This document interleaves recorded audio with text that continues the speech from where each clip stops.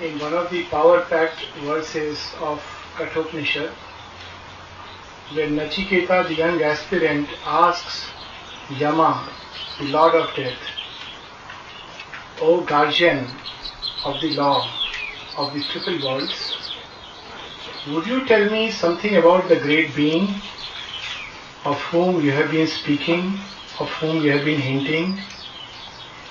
And Nachiketa has this to say, that O young and eager aspirant, you ask me of him in front of whom the sun has no luster, the moon and the stars shine there not, he of whom sages and heroes are the food, and I, death myself, am a spice in his banquet. I find myself in a similar situation to speak of Sri Aurobindo, to speak of him today. One is so overwhelmed with all the love and the joy and the peace, and words fall flat. Even silence appears something less, because we stand in the mighty presence of a truth too vast for the human mind to comprehend.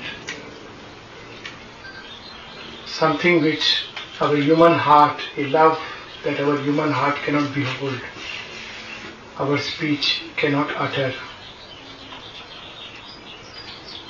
In one of her very significant messages, the mother says, who can understand Sri Aurobindo, let alone talk about him? Who can understand Sri Aurobindo? He is as vast as the universe, and his teaching is infinite. The only way to come a little close to him is to love him and to give oneself unreservedly to his work. The only way to come a little close, the only way to know a little of him, by a kind of identity of a little portion of his being, to love him. He is as vast as the universe. These are no mere words and sentiments and phrases. These are facts of his everyday inner life. Is it not he who wrote, I have wrapped the wide world in my wider self, and time and space my spirit's seeing are? All nature is the nursling of my care. I am its struggle and the eternal rest. And he goes on to describe a similar experience of this kind in another poem. The best way to read his autobiographies through his poems and through Savitri. In another poem, he speaks about, in me are the burning galaxies outlined. I am the universe, stupendous, whole. I am the life of the village and the continent, and the earth's agonies and her throb of bliss. I am its creatures, sorrows and content. I feel the passage of every stab and kiss. Who could write about or speak about one who could see the divine not just as we saw in that beautiful film today, in the bar, in the bowl, in the judge, in the advocate, in the blanket, in the food in which he would eat and use it also for everything else. But someone who in the depths of darkness could tear all veils and reveal within its heart the divine presence. It is he in the sun who is ageless and deathless, and into the midnight his shadow is thrown. When darkness was dense and covered within darkness, he was seated within it, immense and alone. The mystery of Aurobindo's birth is the mystery of God's birth in time. It is a symbol and a sign. His was a spirit that stooped from larger spheres into this province of ephemeral sight. His birth held up a symbol and a sign, his human self like a translucent cloak, hid the all-wise guide who leads the unseen world. It's a symbol of the divine presence in matter.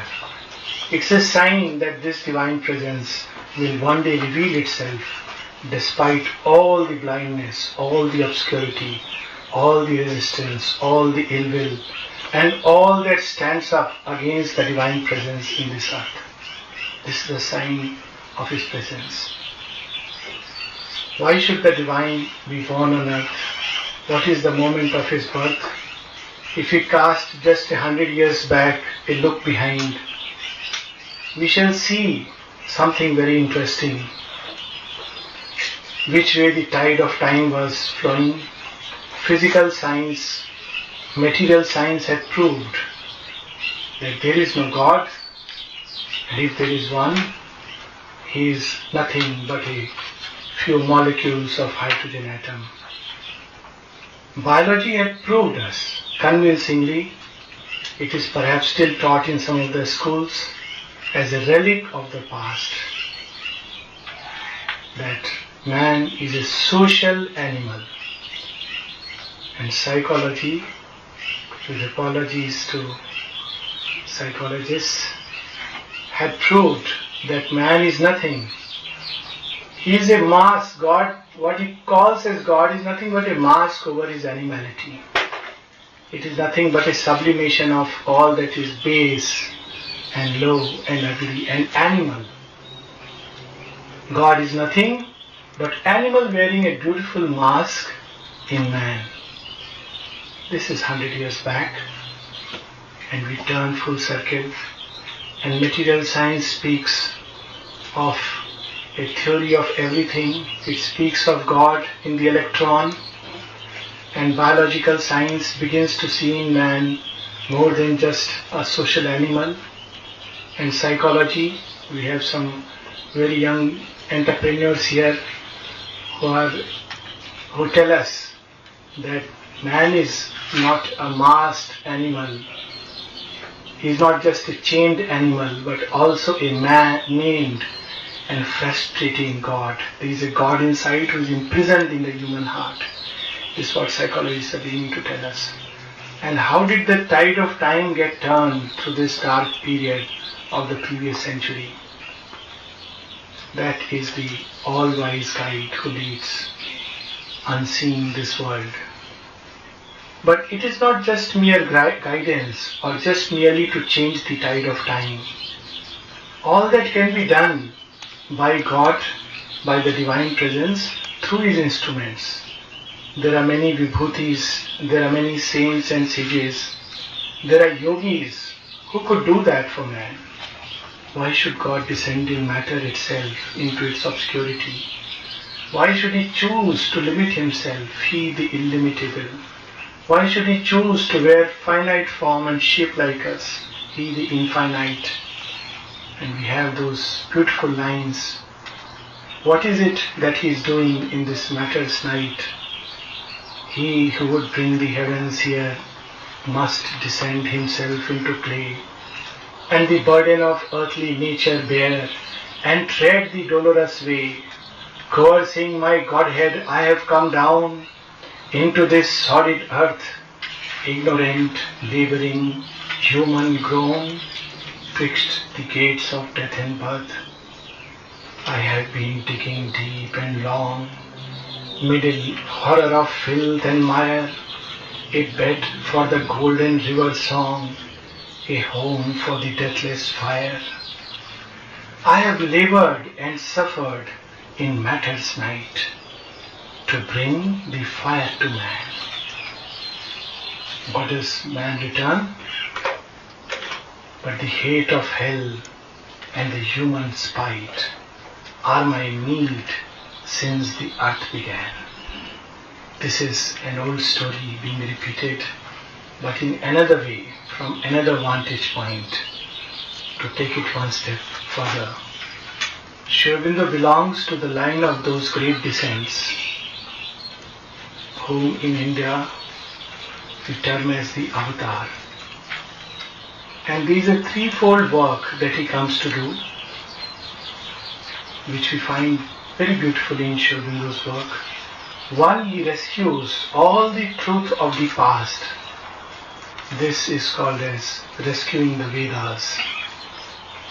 He rescues all the essence, all the truth, all that has been done in the past, all that is of value yet to man, all that may yet liberate mankind, all that can still lead us towards the glories of the future. He rescues that.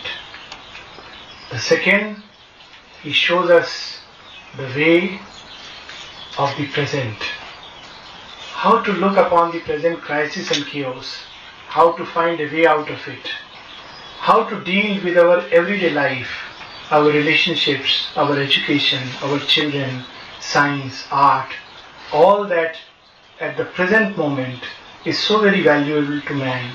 His poetry, his computers, poetry is no more so valuable, perhaps it is in some quarters, but all that is valuable to man, how to use it as material for something more beautiful yet to come. But most of all, he comes to open a way to the future. This is the threefold work of the avatar, to rescue the best of the past, to give us a law, a dharma, a way of being for the present, and above all, to open a door through matter into the future. It is this threefold work which we find Sri Aurobindo engaged in, but the one which most preoccupied and for the most part of his life was this part: I have labored and suffered in matter's night to bring the fire to man. Time and again, Mother would see the supramental light descending into his body. We have these experiences documented. We read, Narad read the beautiful poem, The Golden Light. At another place, Sri Aurobindo would tell us, talking of the yoga of Ashupati, he would tell us how the body's cells, they begin to open to that greater light, and each nerve becomes a burning thread of joy, and tissue and flesh part to beatitude. This was the everyday life of Sri Aurobindo. When Sri Aurobindo left his body, a disciple, a well-meaning disciple, with a penchant for truth perhaps, and perhaps as is the custom, wanted to give a message that, as we all know, for 111 hours Sri Aurobindo's body was kept in state. Thousands of people passed by, and the body was aglow with the supramental light. A golden light enveloped him, and it remained without decay for almost 90 hours, nearly 100 hours. And even after that, the odor of death was not there at all. But the first signs had begun to appear, the light had begun to withdraw, and the disciple wrote, the mortal remains of Sri Aurobindo will be interred into the Samadhi. And as was the training, as is the way of sadhana, he took the note to the mother to see if anything she would like to correct. And the mother took a pen, cut off the word mortal remains, added in the margin, there is nothing mortal about Sri Aurobindo. Each cell of his body is lit with the immortal fire. each cell of his body is lit by the immortal fire. It's very interesting. We see it right when we go to Pondicherry. The significance of matter. Matter does not lie. It is said in the Vedas that there are two poles at which one finds the total truth. One in the superconscious blaze where the truth is self-manifest. The other at the other pole in matter where the truth is concealed. In all the mid-worlds, there is half truth, half falsehood. When we go to Pondicherry, in the vicinity of the ashram, the mind can lie. It tells us, looking at appearances, oh, these are the disciples. I see, I see, I see. The vital can lie. Oh, this heat, this sultry weather, all this? Is this yoga? Is this the place? But the body sends and the soul does not lie. One goes near the samadhi and one is hit by something more concrete than matter, more powerful than the greatest power. Aurobindo once in one of his evening talks, when he talks of the supermind, he says it has a density stronger than the diamond, and yet it is absolutely plastic. What human mind can understand this?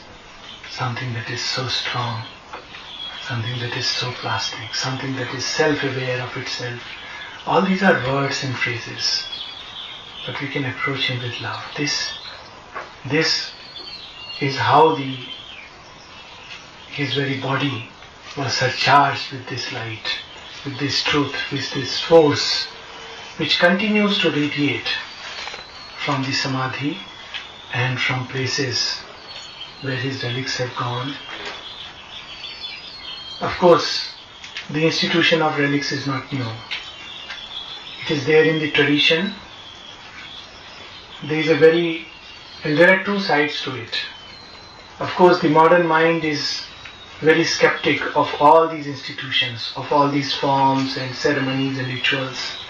And quite naturally, because we are breaking free from a past whose molds have become encrusted into dead formulas, where ritual has taken the place of the spiritual, and forms have occupied prominence over the spirit, and human mind must break free from all that.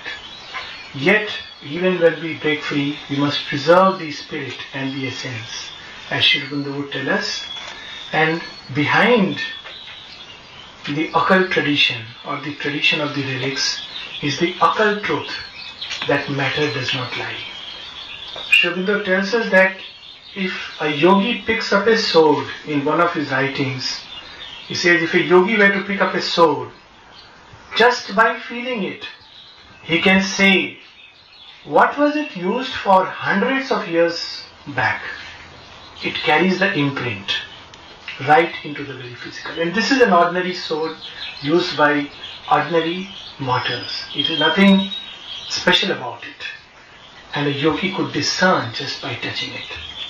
The mother could feel an object and say, where did it come from? When someone gave to her a bead and asked her, Mother, could you tell us something about it? She said, this does not belong to the world of matter. This is a dematerialized object. Touching the bead in her hand, she could say where this comes from. It is the limit of her sight and the limit of her mind, but the limit of her sight are not the limit of light and truth. So there is an occult truth behind the tradition of relics. But there is a still deeper truth, a subtler truth. We see it beautifully in the story, in very ancient Indian legend, the story of Sati. The legend goes that Shiva's consort Sati, she is called by one of the formatures, Daksha Prajapati, one of those beings who presides over the formation of a particular age. and runs the cycles. And he calls his daughter Sati, but denies passport and visa to Shiva. So Sati goes there. Shiva says, look, we are one being. This is not correct. If you are denied an entry, if you are given an entry, Shiva also must accompany. They are symbol of nature and her Lord. So nature without the Lord is allowed entry into Daksha's kingdom. But Sati goes nevertheless, tries to convince him that look, you must call Shiva. And an argument ensues. And Sati jumps into the fire and sacrifices her body. Sure enough, by that great sacrifice, Shiva the Eternal forces his entry. Gate crashes through the worlds as a thunder and a roar. And he picks up Sati's body and moves around the world, carrying in himself the agony and the sorrow of the world. A world that denies the divine, a world that has rejected the eternal. And as he goes, and as his agony fills the earth, Vishnu, the great preserver, he sees the creation would come to a halt if this continues. So as the legend goes, part by part, he dismembers Sati's body and it falls at different places. Now as it happens, these places become the power spots, the Shakti Sthala, the seat of Shakti. Why are they called as seat of Shakti? Because these spots, it is said, where Sati's body fell, have become seats where within earth the agony of Sati, the sacrifice of Sati, the aspiration of Sati to bring the eternal is embedded. And to go to these places is to receive a touch of that agony, a touch of that aspiration, a touch of that light, of that call to the eternal. That is why they are called seats of Shakti. These relics are not just some parts of Sri Aurobindo's body. They are surely not meant to just perpetuate a tradition, to keep alive through a tradition some form of the past or some remembrance of Sri Aurobindo, the mother who broke free from all traditions, who gave this beautiful prayer to the children of the school. Make of us the hero warriors we aspire to become. May we fight successfully the great battle of the future that seeks to be born against the past that seeks to endure. May we be ready for the new things that are waiting to manifest. She would not send the relics. She started the institution of relics, if we may use the word institution. She would not send the relics if it was merely to perpetuate a tradition. Not only did she send the relics, she took great care. It was as if Sri Aurobindo himself was going.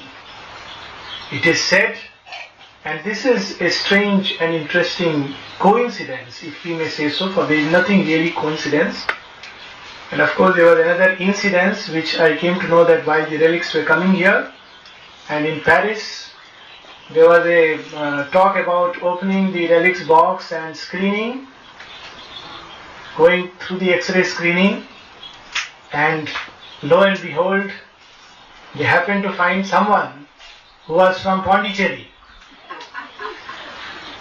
It's not relics we were carrying, it is Sri Aurobindo who was carrying everyone. And while the discussion, I think last year were going on regarding the date of the relics, and everyone was thinking 24th April or a special darshan day, and after a long discussion it happened that 19th April is good because it's a weekend and it's perfect, everything worked out on 19th April. And I just came to know while in the ashram that 19th April was the date when the first relics other than Delhi were sent in India, and that happened to be Odisha. So things are sanctioned long before, we have to only discover them.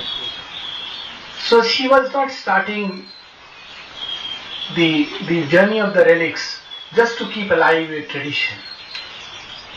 In fact, there were places when relics were sent. She would say that, well, this Aurobindo must receive a state honor. And even now in Orissa and some places of India, when relics come, there is a state honor which is given.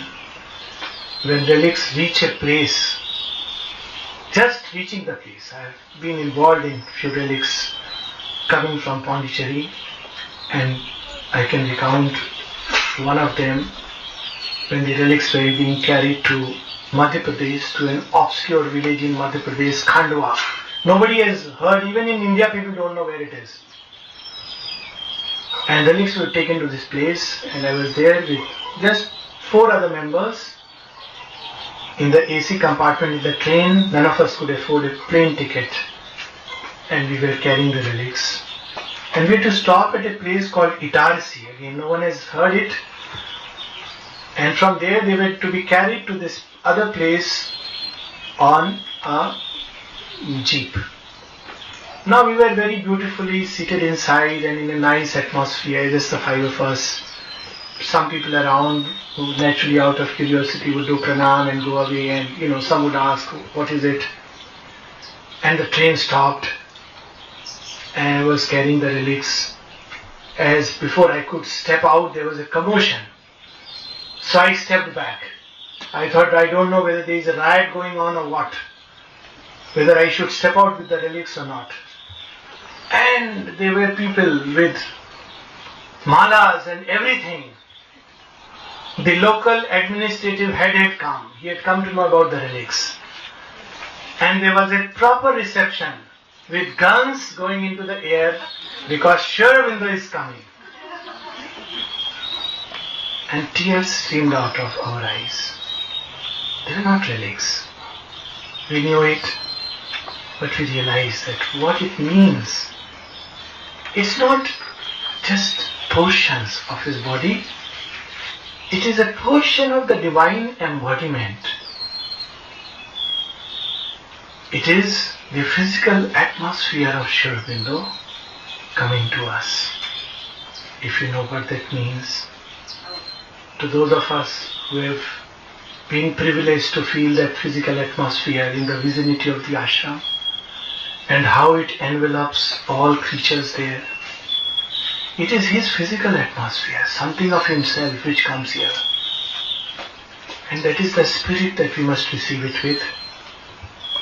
As Dakshina said, with joy and gratitude, with all the humility that we can command, with all the sincerity at our disposal, with all the gratitude that we can summon. It is Aurobindo who comes to us. And it is Aurobindo who has not chosen to reside in this, again, if I may say, small and obscure place of Lodai. He has a penchant for working in the small and the obscure. And if every night we go to sleep in San Francisco or in any of the nearby places, in Fremont, other places, and we remember Aurobindo is there, just about 100 miles physically present. If when we go back to our places in New York and other places from where people have come, we can remember that he has come to this country to stay with us, to stay in our midst. What does it mean to us? How would we respond if Aurobindo comes? Would we plan, think, calculate, conceive, philosophize, read the Life Divine, brush our shoes, wear the best dress, or just rush like the gopis of old Krishna calls, and all that they know is the fruit. They don't know what they are wearing. They don't know what hour is it. They don't know whether it's good or bad. They don't know what society will tell us. Oh, another group of people, another sect is forming, another religion or cult. All these words fall flat when the heart senses and the soul sees and the body feels and knows. It is a grace to come in touch and contact with the embodied divine. And who knows, when time will look back through the lens of history, maybe years later, maybe decades later, maybe centuries later, when man will have eyes to see and a heart to feel, he would look back and say, the great revolutions that began in this country and spread to the earth, momentous events that happened, they started with a small little seed and a sapling that was sown by nobodies in a little place called Lodai. Who knows? History is not written by historians. Historians only see it through a lens. It's so strange that everything is washed away, and yet truth remains. We just read beautiful lines of Savitri. It's amazing, we don't know which year Savitri was born. Many centuries, millenniums, perhaps a million years have come and gone, and Savitri is still alive. That is the kind of tapasya Aurobindo and the mother have done to earth. And what we receive today is a little prasad of his tapasya. Are we ready to greet him with open arms, to welcome him? And how do we greet him? We have just read what Mother has said.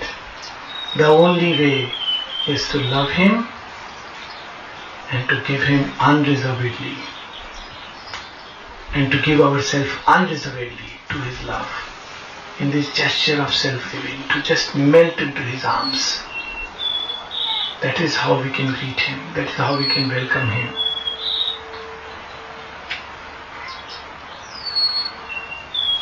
And that agony of the earth, that aspiration of the earth, which Aurobindo embodied, and the response of the Supreme, the grace of the Supreme, the light and truth of the supramental consciousness, which also Aurobindo embodied, that would be communicated as a contagion into the very physical stuff of our beings. The language that alone we understand, the language of matter, and through contagion to this city, and through a deeper contagion to this country, and through each other to the entire earth. Let me pause. It's an overwhelming day. Let me pause with some lines from Savitri which invite us to this great adventure. O force-driven, O force-compelled, fate-driven, earth-born race, and prisoners of a dwarf humanity, how long shall you tread the circling tracks of mind, around your little self and petty things, but not for a changeless littleness where you meant, not for vain repetition where you built. This transient earthly being, if he so wills, can fit his acts to the transcendent scheme. He who now stares at the world with ignorant eyes can fill those orbs with the immortal's light. A seer, a strong creator is within. The immaculate grandeur broods upon your days. Almighty powers are shut in nature's cells.